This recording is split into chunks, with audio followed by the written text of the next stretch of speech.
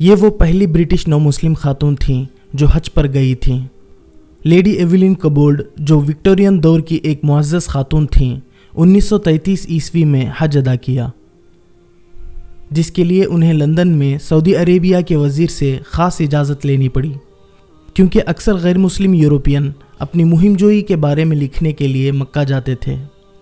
اس وقت یورپینز پر پابندیاں عائد تھیں، لیکن کوبولڈ اب زینب کے نام سے جانی جاتی تھیں، اس لیے انہیں اجازت دے دی گئی تھی۔ وہاں سے واپس آنے کے 1 سال بعد کوبولڈ نے اپنی کتاب لکھی۔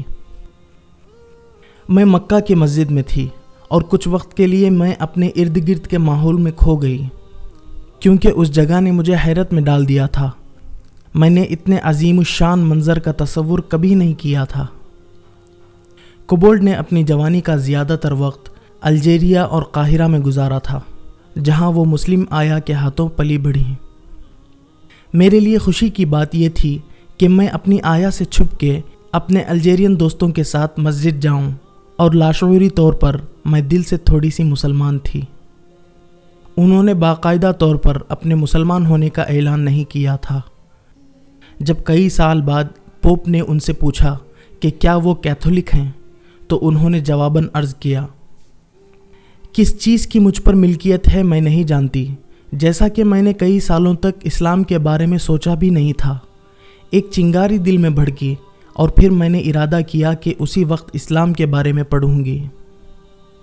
اس واقعے کے بعد ہی کوبولڈ نے حج پر جانے کا فیصلہ کیا۔ ہم ناقابل تصور مقدس مقامات پر چلتے رہے۔ اللہ کا گھر اپنی عظمت میں بڑھتا گیا۔ اس منظر کو سمجھانے کے لیے ایک ماہر قلمکار کی ضرورت پڑے گی۔ دل کو چھو لینے والا انسانیت کا عظیم اجتماع جس میں میں ایک چھوٹا سا حصہ تھی۔ لیڈی کوبولڈ 1959 میں گزر گئیں۔